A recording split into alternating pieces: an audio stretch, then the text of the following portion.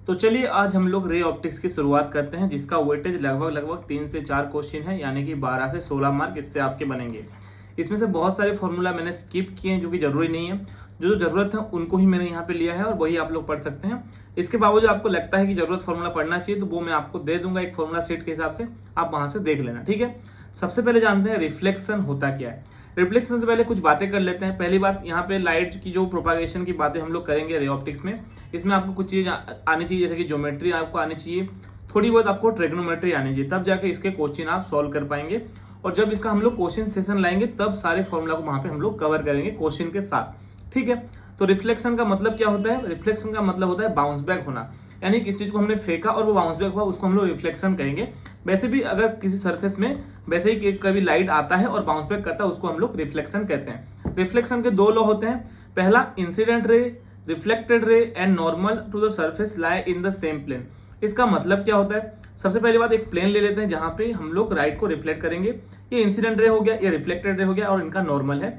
ये तीनों चीज एक ही प्लेन पे है, ये प्लेन है मान लेते हैं और ये प्लेन पे ये तीनों चीज लाया करते हैं। तो ये पहला लॉ वही कहता है कि ये सारे एक ही प्लेन में लाया करते हैं, ठीक है।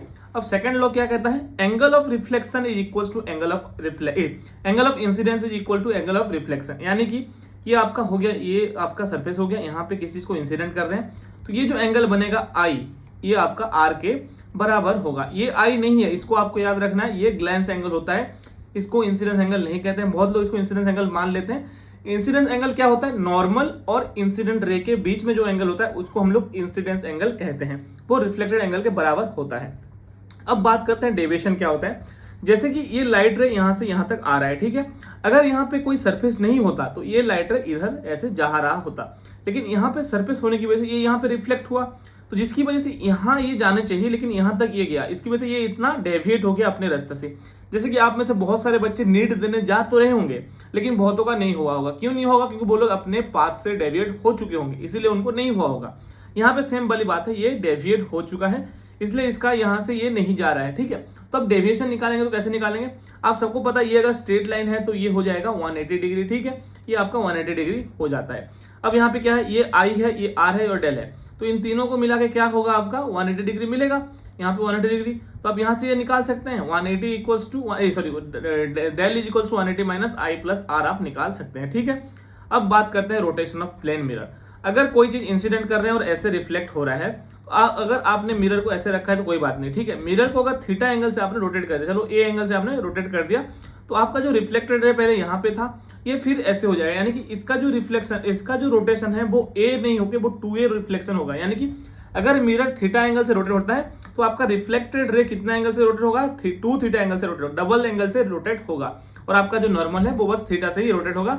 और अगर आप इंसिडेंस रे को रोटेट करेंगे, यानी कि ये हो गया ऐसे, ये आपका आई आर यहाँ पे जा रहा है, अगर आपने इसको थीटा से रोटेट किया तो यहाँ पे भी आपका जो ये है ये भी थीटा से ही रोटेट होगा, आपका रिफ्लेक्टेड रे भी थीटा से रोटेट होने वाला है, ठीक है। ये आ गई रोटेशन की बात। अब आपका प्लेन मिरर खत्म, और ये इतना इंपॉर्टेंट टॉपिक है भी नहीं। अब चलते हैं स्पेरिकल मिरर में। अब स्पेरिकल मिरर कितने टाइप के होते हैं? 2 टाइप के स्पेरिकल मिरर होते हैं। पहला होता है कॉनकेव, फिर होता है कॉन्वेक्स। आपको याद कैसे रखना है कौन सा क्या होता है? यहाँ पे देखिए कॉनकेव, केव का माने गुफा होता है, गुफा आपको पता ही होगा। तो ये देखिए यहाँ पे एक गुफा की तरह ये बना हुआ है, यानी कि सरफेस अगर ऐसा है तो ये सरफेस जो है ये गुफा की तरह बना हुआ है, और यहाँ पे ये सिल्वरिंग किया गया है। तो कॉनकेव को अगर आपको याद रह गया तो आप कॉन्वेक्स याद कर सकते हैं, क्योंकि उसका अपोजिट हो जाएगा, ठीक है। सेम बात आपको याद रखनी है। अब हम लोग कॉनकेव मिरर में इमेज फॉर्मेशन पढ़ते हैं। तो देखिए पहला इमेज में बता दूंगा, बाकी सब आपको याद रखना है। क्या है? ये हो गया एक लाइट रे, यहाँ पे ये हो गया एक कॉनकेव मिरर, इधर हमने सिल्वरिंग किया है, ये आपका प्रिंसिपल एक्सिस हो गया पी एफ, और ये हो गया सी। कभी भी इन्फाइनाइट से अगर लाइट आ रहा होगा पैरेलली तो वो आके यहाँ पे मीट करता है, ठीक है। यहाँ से आ रहा होगा लाइट तो वो आके कहाँ पे मीट करेगा? वो आके आपके यहाँ पे मीट करेगा और यहाँ पे आपका इमेज बनेगा। तो इन्फाइनाइट से अगर आ रहा है लाइट तो वो आपका एफ इमेज बनेगा। और कौन सा इमेज बनेगा? रियल एंड इन्वर्टेड इमेज बनेगा। और हाईली डिमिनिश मतलब बहुत ही छोटा इमेज बनेगा, हो गया, ठीक है। अब रियल और वर्चुअल में क्या डिफरेंस होता है वो मैं बता दूं आपको, ठीक है। थोड़ा सा 2 मिनट आगे बताऊंगा आपको।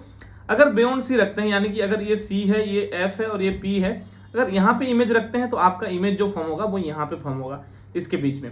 अगर सेम चीज आप सी पे ही रखते हैं इमेज को, सॉरी ऑब्जेक्ट को, वहां पे ही इमेज फॉर्म होगा। यानी कि अगर सी पे रखते हैं तो सी पे ही फॉर्म होने वाला है। और अगर सी एंड एफ के बीच में रखेंगे तो इमेज इस तरफ फॉर्म होगा। और अगर आप एफ एंड पी के बीच में रखते हैं तो ये इस तरफ फॉर्म होगा, यानी कि मिरर के इस तरफ इमेज फॉर्म होगा। और इस तरह अगर फॉर्म होता है तो वो वर्चुअल इमेज बनेगा, क्योंकि यहाँ पे रेज आ नहीं सकते, और जहां पे रेज एक्चुअल में मीट नहीं करते हैं वो वर्चुअल इमेज होता है, और जहां पे रेज एक्चुअली मीट करते हैं वो आपका रियल इमेज बनता है। ये चीज आपको याद रखना है। रियल इमेज के लिए आपके रेज जो होते हैं वो वर्चुअली वो आपको मीट करने की जरूरत है, और वर्चुअल इमेज के लिए वो सारे आपको मीट नहीं करते हैं, ठीक है। अब बात करते हैं कॉन्वेक्स मिरर में। कॉन्वेक्स मिरर दिखता कैसा है, पहले तो दिखता ऐसा है। अगर इन्फानाइट से लाइट आ रहा है तो वो एफ ही आपका ये ऐसे होगा, ये हो गया कॉन्वेक्स मिरर। अगर इन्फानाइट से लाइट हो रहा है तो ये इसको ऐसे करेगा। इसको हम लोग डाइवर्जिंग मिरर भी कहते हैं, क्योंकि ये राइट रे को डाइवर्ज करता है। और कॉन्केव को हम लोग कन्वर्जिंग मिरर भी कहते हैं, क्योंकि वो लाइट रे को कन्वर्ज करता है, यानी कि मिलाता है। ये मिलाता नहीं, ये दूर भगाता है। लेकिन जब हम लोग इसका एक फोटो लेंगे तो ये रेज जो है ऐसे आपको मिलने लगेंगे, और इसका फोकस यहाँ पे होता है, तो यहाँ पे इमेज बनने जैसा दिखेगा आपको।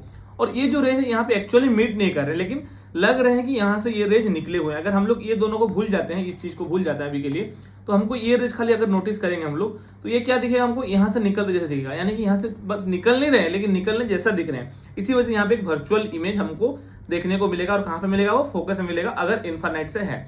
अगर इन्फानाइट और पी के बीच में अगर है तो वो आपका पी एंड एफ के बीच में बनेगा, यानी इस तरफ से इधर ही बनेगा, वो इन बीच में बनेगा यहाँ पे। और वो भी आपका वर्चुअल इमेज होगा, क्योंकि मिरर के इस साइड आपको रियल इमेज नहीं मिल सकता है।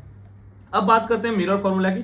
मिरर फॉर्मूला क्या होता है, 1/v + 1/u = 1/f। यहाँ पे ये फोकस है आपका, तो यहाँ से आप फोकस निकाल सकते हैं। मैग्निफिकेशन की बात अगर करें तो मैग्निफिकेशन क्या होता है, यानी कोई इमेज कितना मैग्नीफाइड हुआ। जैसे यहाँ पे वर्चुअल एंड डायरेक्ट इमेज बना था और ये इमेज मैग्नीफाइड था, यानी कि बड़ा इमेज बना था। कभी कभी क्या होता है, छोटा इमेज बनता है, तो यहाँ पे ऐसे आप मैग्निफिकेशन निकाल सकते हैं, height of image by height of ये आपका ऑब्जेक्ट। देखिए मानिए आपने 10 मीटर का कोई ऑब्जेक्ट लिया और 20 मीटर का आपका इमेज बना, यानी कि मैग्नीफाइड कितना हुआ, 2 गुना ये मैग्नीफाइड हो गया। इसको आप ऐसे कर सकते हैं, 20/10 करके आप मैग्नीफिकेशन भी निकाल सकते हैं। तो यहाँ पे लीनियर मैग्नीफिकेशन का फॉर्मूला क्या होता है, -v/u f - u और f - v/f, ये आपका फॉर्मूला हो गया। और लॉन्गिट्यूडनल के लिए कुछ नहीं, इसका ही स्क्वायर क्या या फिर m² भी हम लोग लिख सकते हैं, ठीक है। अब बात करते हैं हम लोग रिफ्रैक्शन की ओर। जैसे लाइट रे आके रिफ्लेक्ट हो रहा था, उसको हम बाउंस बैक हो रहा था, उसको हम लोग रिफ्लेक्शन बोल रहे थे। अगर लाइट रे पास हो जाता है, थोड़ा बेंड हो जाता है, तो हम लोग उसको रिफ्रैक्शन बोलेंगे। जैसे कि यहाँ पे देख सकते हैं, एक लाइट रे आया और ये बेंड हो गया। और एक चीज याद रखना, अगर रेयर से डेंसर जा रहा है लाइट रे, तो यहाँ पे क्या करेगा, ये नॉर्मल की तरफ बेंड होगा। और अगर ये अगर डेंसर से रेयर की ओर जा रहा है तो नॉर्मल से अवे जाएगा। ये देखिए इधर नॉर्मल है तो ये नॉर्मल की तरफ बेंड हुआ है। अगर ये रेयर मीडियम होता तो ये रे ऐसे आने वाला था और ये ऐसे जाता, यानी कि रेयर से जब जा रहा है तो नॉर्मल पे वो नहीं जाएगा, नॉर्मल की तरफ वो नहीं जाएगा। फिर से बताता हूं, अगर रेयर से डेंसर जा रहा है तो नॉर्मल की ओर मुड़ेगा, और अगर डेंसर से रेयर जाएगा तो इसको ऐसे भी देख सकते हो कि ये नॉर्मल से अवे जा रहा है, ठीक है। अब इसके भी 2 लॉ होते हैं। पहला लॉ तो सेम ही है, सबके लिए सेम होता है पहला लॉ जो यहाँ पे पढ़े हैं। सेकंड लॉ क्या कहता है, इसको sin I/sin r = म्यू। ये म्यू क्या होता है, रिफ्रैक्टिंग इंडेक्स होता है, ये किसी भी मीडियम का होता है, ठीक है। ये कांस्टेंट होता है, इसको स्नेल्स लॉ बोलते हैं। ये जो लॉ होता है रिफ्रैक्शन का, इसको हम लोग स्नेल्स लॉ भी कहते हैं। अब रिफ्रैक्टिंग इंडेक्स क्या होता है, लाइट कितना गुना रोक दिया गया।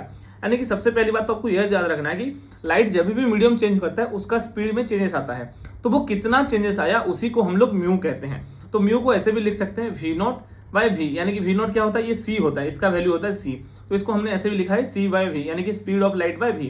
और इसको ऐसे भी लिख सकते हैं μr ε/r/μr, ठीक है। और c को हम लोग कैसे लिखते हैं, 1/ε0 और μ0 का रूट अंडर लिखते हैं। और v का क्या लिखते हैं, 1/ε लिखते हैं इसको, ठीक है। ऐसे आप इसको लिख सकते हैं। और ये चीज आपको याद रखना है, जब भी लाइट मीडियम चेंज करता है उसका फ्रीक्वेंसी चेंज नहीं होता, क्योंकि फ्रीक्वेंसी किस पे डिपेंड करता है, फ्रीक्वेंसी सोर्स पे डिपेंड करता है। लेकिन वेवलेंथ उसका चेंज होता है, क्योंकि क्या होता है wavelength = c/λ sorry new frequency = c/λ होता है। तो यहाँ पे वेवलेंथ का वैल्यू क्या आता है, c/f आता है। f तो चेंज नहीं होता, लेकिन c की जगह पे कोई v आएगा, क्योंकि वेलोसिटी में चेंज आएगा, जिसकी वजह से ये चेंज होता है। और इन दोनों की चेंज होने की वजह से ये कांस्टेंट ही रहता है। अगर ये घटता है तो ये बढ़ेगा, और ये अगर घटता है तो ये बढ़ेगा, ताकि कांस्टेंट ही रहेगा f, क्योंकि f = c/λ आपका कांस्टेंट ही रहने वाला है, ठीक है। अब बात करते हैं रिलेटिव रिफ्रैक्टिव इंडेक्स की। रिलेटिव रिफ्रैक्टिव इंडेक्स क्या होता है, दो मीडियम का मतलब रिफ्रैक्टिव इंडेक्स को हम लोग कंपेयर करेंगे तो हमारा रिलेटिव रिफ्रैक्टिव इंडेक्स मिलेगा। ये इसको देखिए, 1 refractive index of 1 with respect to 2, यानी कि μ2 - μ1, sorry refractive index of 2 with respect to 1 अगर होगा तो μ2 डिवाइड बाय μ1 हो जाएगा। इसको हम लोग c1/c2 लिख सकते हैं, मतलब दोनों का वेलोसिटी क्या क्या था। इसको एक्चुअली में v1/v2 लिखना चाहिए कि दो मीडियम का अलग अलग वेलोसिटी है। लेमडा 1 बाय लेमडा 2 भी लिख सकते हो, या फिर sine i by sine r भी लिख सकते हो। ये आपका साइन आई हो गया और ये आपका आर हो गया, इससे आप sine i by sine r का फॉर्मूला भी लिख सकते हो। एक क्वेश्चन के तौर पे म्यू वाटर आपको दिया गया है, म्यू ग्लास भी आपको दिया गया है। Mu of glass with respect to water पूछा गया है, यानी कि ग्लास का विद रेस्पेक्ट टू वाटर निकालना है, तो mu g mu glass by mu water करेंगे। यहाँ पे 3/2 बाय 4/3, ये 3/2 इंटू 3/4, तो ये आपका 9/8 आता है। यहाँ से आपको एक तो इन दोनों का याद रखना है, इन दोनों का जो म्यू होता है वो आपको याद रखे रहना है। वैसे क्वेश्चन में कभी कभी गिवन होता है, लेकिन आपको याद रखना है, और इससे आप एक चीज सीख गए कि कैसे म्यू निकाला जाता है, ठीक है। अब रिफ्रैक्शन थ्रू ग्लास स्लैब, मतलब किसी भी ग्लास, ऐसा मोटा सा एक ग्लास का स्लैब होगा, तो उससे अगर रिफ्रैक्शन करेंगे तो क्या होगा, ठीक है।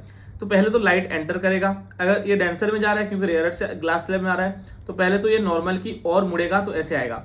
फिर यहाँ से ये फिर से निकलेगा रेयर में, तो फिर से ये नॉर्मल की अवे में जाएगा। और क्या होगा, दोनों सेम मीडियम ही है, मतलब ये मीडियम और ये M1 और ये M1 अगर M1 ही है, मतलब सेम मीडियम है, तो ये लाइट जो इस तरीके से आ रहा था वो बस पैरेलली थोड़ा सा शिफ्ट हो जाएगा। कितना शिफ्ट होगा, x शिफ्ट होगा, और इसी को हमको निकालना है। कैसे निकालना है, t/cos r into sine i minus r आपका फॉर्मूला होता है ये x निकालने का। t क्या होता है, ये स्लैब का थिकनेस होता है, और r तो आपको पता है और i भी आपको पता है। तो यहाँ से क्या होता है, जो इंसिडेंट रे आता है वो पैरेलल होता है इमर्जेंट रे के, बस थोड़ा सा शिफ्ट हो जाता है ऐसे। इसको आपको याद रखना है, और ये इससे कुछ क्वेश्चन भी बन सकते हैं। फिर आते हैं प्रिज्म में, थोड़ा सा इंपॉर्टेंट टॉपिक है, इसको आप देखे रहिए।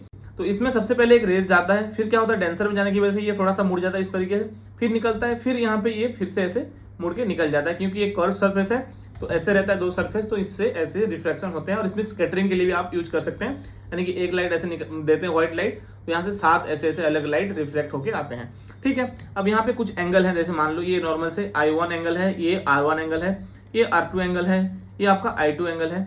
यहाँ पे डेविएशन क्या है, पहले लाइट को एक्चुअल में कितना जाना चाहिए, ऐसे जाना चाहिए, लेकिन लाइट कहाँ जा रहा है, ये जा रहा है, तो ये जो आपका एंगल है ये डेविएशन हो गया, क्योंकि ये दोनों लाइट ऐसे यहाँ जाने से यहाँ तक ये डेविएट हुआ है, तो ये आपका डेविएशन एंगल हुआ। डेविएशन का फॉर्मूला क्या है, टोटल एंगल ऑफ डेविएशन कैसे निकालेंगे, I1 plus I2 minus R1 plus R2 आप निकालेंगे, या फिर R1 प्लस R2 को आप ऐसे भी लिख सकते हैं।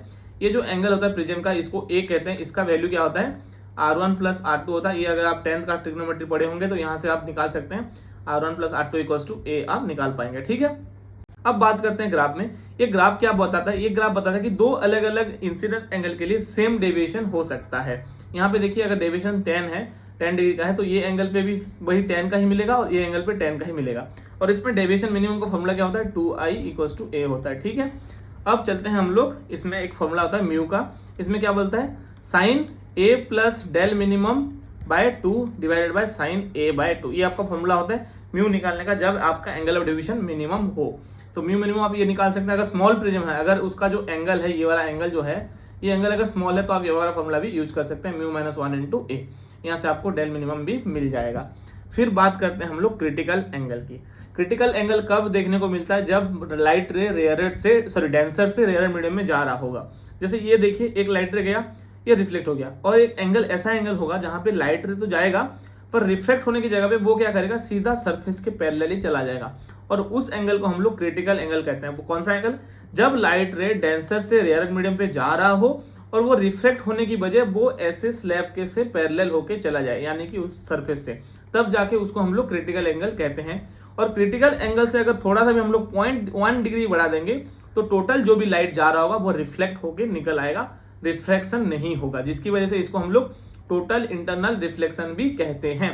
तो टोटल इंटरनल रिफ्लेक्शन के लिए क्या करना पड़ेगा आपको, I equals to more than C करना पड़ेगा। सॉरी, यहाँ पे आपको रिलेशन क्या करना पड़ेगा, यहाँ पे जो इंसिडेंस करेंगे आप इसको C से ज्यादा करना पड़ेगा आपको, तब जाके आपका ये इंटरनल रिफ्लेक्शन होगा। और इसमें क्या फॉर्मूला है C निकालने का, sine inverse mu R by mu D, यानी कि रेयर मीडियम का डेंसिटी बाय डेंसर मीडियम का म्यू। तो यहाँ पे आप VD बाय VR भी लिख सकते हैं, lambda D by lambda R भी लिख सकते हैं। अब चलते हैं कर्व सरफेस में रिफ्रैक्शन। इसमें से कोई भी POI को आज तक नहीं आया है, तो इतना इंपॉर्टेंट टॉपिक नहीं है, लेकिन आपको ये भी याद रखना है, कोई ऐसा कर्व सा ग्लास दिया गया है, एक पतला सा ग्लास है जिसमें आपको रिफ्रैक्शन करना है। तो म्यू1 मीडियम है, ये म्यू2 मीडियम पे जा रहा है। पहली बात इसको याद रखना है, ये अलग अलग दो मीडियम है, लेकिन ये ग्लास से इन दोनों को सेपरेट करके रखा है। ये कोई लेंस नहीं है, ये ग्लास है, बस एक पतला सा ग्लास है, ठीक है। तो अब क्या करेंगे, यहाँ पे एक तो यहाँ से एंगल जा रहा है, ये U है, ये U मतलब इमेज का डिस्टेंस, सॉरी ऑब्जेक्ट का डिस्टेंस हो गया, फिर वो रिफ्लेक्ट होकर नीचे गया, तो ये आपका इमेज का डिस्टेंस, यहाँ पे इमेज फॉर्मेशन हुआ, तो इमेज का डिस्टेंस हो गया। तो यहाँ पे एक फॉर्मूला आप ले सकते हैं काम पे, जो कि म्यू2 माइनस म्यू1 by R equals to μ1/μ2/v। ये आप फॉर्मूला आप काम पे ले सकते हैं। अब चलते हैं लेंस पे। लेंस क्या होता है? लेंस भी दो प्रकार के होते हैं, कॉन्केव लेंस और कॉन्वेक्स लेंस। तो सबसे पहली बात ये याद रखना है कि कॉन्केव मिरर दिखता कैसा है, ऐसा दिखता है, और कॉन्वेक्स लेंस कैसा दिखता है, ऐसा दिखता है। लेकिन जब लेंस की बातें आती हैं तो ये इसके जैसा काम करने लगता है और ये इसके जैसा काम करने लगता है। यानी कॉन्वेक्स जो मिरर था वो कॉन्केव लेंस की तरह बिहेव करने लगेगा, और जो कॉन्वेक्स लेंस है वो कॉन्केव मिरर की तरह बिहेव करने लगेगा। तो सबसे पहले हम लोग कॉन्वेक्स लेंस पढ़ेंगे, जो कि ये वाला लेंस है, इसके बारे में पढ़ेंगे। फिर हम लोग कॉन्केव लेंस के बारे में पढ़ेंगे। कॉन्वेक्स लेंस जो होता है उसमें क्या होता है, लाइट रे ऐसे आके डाइवर्ज होते हैं, और वहां पे क्या हो रहे थे, कॉन्केव मिरर में लाइट रे यहाँ पे कन्वर्ज होंगे और वहां पे डाइवर्ज हो रहे थे। और कॉन्केव में क्या होगा, कॉन्केव में यहाँ पे आपको डाइवर्ज होंगे और वहां पे कॉन्केव में आपको कन्वर्ज हो रहे थे। सेम चीज है, अगर इन्फानाइट पे रहेगा तो आपका एफ फॉर्म होगा, real inverted highly diminish form होगा। बियॉन्ड 2f मतलब ये सी के तरह इसको मान सकते हो। तो बिटवीन f एंड 2f बनेगा, और 2f में रहेगा तो आप 2f में ही बनेगा, मतलब c में अगर रहता है तो c में जैसे बनता है, सेम चीज है। तो सेम वही है, बस फर्क इतना है कि वहां पे ये कॉन्केव के लिए पढ़ते थे, कॉन्केव मिरर के लिए, और यहाँ पे ये कॉन्वेक्स लेंस के लिए आप पढ़ रहे हो। ये चीज आप जो इतना पढ़ रहे हो ये कॉन्वेक्स लेंस के लिए है, ठीक है। इतना आपको याद रखना है, ज्यादा मैं इसको मतलब एग्जैजरेट नहीं करूंगा। सेम चीज आप कॉन्वेक्स लेंस के लिए, कॉन्केव लेंस के लिए जो पढ़ रहे हो वहां पे कॉन्वेक्स मिरर के लिए पढ़ रहे थे। तो ये अपोजिट होते हैं, इसको आपको याद रखना है। फिर आते हैं लेंस मेकर फॉर्मूला में। लेंस मेकर फॉर्मूला क्या कहता है, 1 by focal length equals to μ-1/1/r1 - 1/r2। तो दो अलग अलग जो लेंस रहते हैं उनके r1 r2 ले जाएंगे और आप μ1 - 1 कर देंगे। फिर अगर लेंस को हम लोग इमर्स कर देंगे किसी भी मीडियम पे अगर इमर्स कर देंगे तो आपको क्या मिलेगा, μg - μr μg - μr, ये μi ये लिक्विड है, सॉरी μl लिखा हुआ है यहाँ पे, इसको मैं लिख देता हूँ l μl। तो ये आपका लिक्विड का जिस भी लिक्विड में आप सबमर्ज करेंगे उस लिक्विड का म्यू है, और ये ग्लास मतलब लेंस का है, डिवाइडेड बाय। अब अगर लेंस को हम लोग इमर्स कर देते हैं किसी भी लिक्विड में तो क्या होगा, वहां पे बस फॉर्मूला पे थोड़ा सा चेंज आएगा, ये सेम चीज रहेगा, बस यहाँ पे जो म्यू लिख रहे थे आप ये μg/μl हो जाएगा, यानी कि लिक्विड का ये म्यू हो जाएगा और ये ग्लास का म्यू हो जाएगा। फिर आपका जो फॉर्मूला है वो आ जाएगा आपका फोकल लेंथ। फिर चलते हैं हम लोग पावर में। पावर क्या होता है, पावर कोई कुछ नहीं होता, 1/f कर देंगे, फोकल लेंथ का मतलब अपोजिट कर देंगे, थोड़ा इन्वर्स कर देंगे तो आपको पावर मिल जाएगा। आपको याद रखना है कॉन्वेक्स लेंस का पावर क्या होता है, पॉजिटिव होता है, और कॉन्केव लेंस का क्या होता है, नेगेटिव होता है। इतना बस आपको याद रखना है। बस एक चीज याद रख लोगे तो दूसरा चीज आपको ऑटोमेटिक याद रह लेगा, ठीक है। इसका यूनिट क्या होता है, डायोप्टर होता है, डी से भी डिनोट करते हैं। फिर आते हैं मैग्निफिकेशन में। मैग्निफिकेशन क्या है, m = v/u, ठीक है। अब इसका पॉजिटिव है तो वर्चुअल डायरेक्ट इमेज बनेगा, और नेगेटिव है तो आपको याद है कि रियल एंड इन्वर्टेड बनेगा। रियल इमेज के लिए u क्या है, u का जो फॉर्मूला है u = f × 1 + 1/m और v = f × 1 + m। ये आपका फॉर्मूला है, इसको आपको याद रखना है, क्योंकि आपको यहाँ पे कुछ समझाने लायक है नहीं, रे ऑप्टिक्स में ऐसा कुछ है नहीं खास जो आप समझोगे। बताओ कुछ टर्म्स आने चाहिए और फॉर्मूले आपको याद रहने चाहिए, आप क्वेश्चन कर लोगे। इसका जो क्वेश्चन प्रैक्टिस सेशन रहेगा उसमें बहुत मजा आएगा, और उसमें आप लोग को जरूर से मतलब बोलूंगा कि आप लोग उसको अटेंड जरूर कर लेना, ठीक है। एरियल मैग्निफिकेशन क्या होता है, बस इसका स्क्वायर कर सकते हो आप सिंपली, इसका आप अगर स्क्वायर कर दोगे तो आपको एरियल मैग्निफिकेशन मिल जाएगा। फिर आते हैं छोटे छोटे जो लेंसेज होते हैं वो अगर कॉन्टेक्ट में रखे जाएंगे तो उनका जो फोकल लेंथ होगा वो क्या होगा, वो सिंपल सी बात है 1/f1 + 1/f2 + 1/fn कर देना है। सिंपल छोटे लेंस के लिए होता है थिन लेंस, थिन मतलब पतला लेंस जो होता है जिनके दो सरफेस के बीच में डिस्टेंस कम होता है, ठीक है। तो ये अगर इसको p के फॉर्म पे लिख सकते हो 1/f = p, तो p के फॉर्म पे भी आप लिख सकते हैं। अब देखते हैं दो छोटे लेंस को अगर छोटे से थोड़ा सा डिस्टेंस हम लोग ऐसे सेपरेट करके रखेंगे तो उनका फोकल लेंथ जो आएगा, जो f इक्विवेलेंट जो आएगा वो क्या आएगा, 1/f1 + 1/f2 - d/f1 + f2। अब बात करते हैं ऑप्टिकल इंस्ट्रूमेंट की। तो ऑप्टिकल इंस्ट्रूमेंट को हम लोग मीटर ब्रिज और वर्नियर कैलिपर के साथ खत्म करेंगे। जितना भी डिवाइस वाले चीजें हैं उनको एक ही लेक्चर में हम लोग सम करके खत्म करेंगे, ठीक है। तो वो लास्ट डे में हम लोग उसको कवर करेंगे, और रे ऑप्टिक्स में इतना ही था। और आशा करता हूँ आपको इतना मतलब समझ में आया होगा, और समझ में नहीं भी आया है तो कोई बात नहीं, इसको बस याद रख लो और आप आराम से कर लोगे क्वेश्चन। जब क्वेश्चन सेशन आएगा तब आपको पता चल जाएगा कि ये फॉर्मूले कितने हेल्पफुल होने वाले हैं। तो मिलते हैं नेक्स्ट लेक्चर में, तब तक के लिए जय हिंद, वंदे मातरम।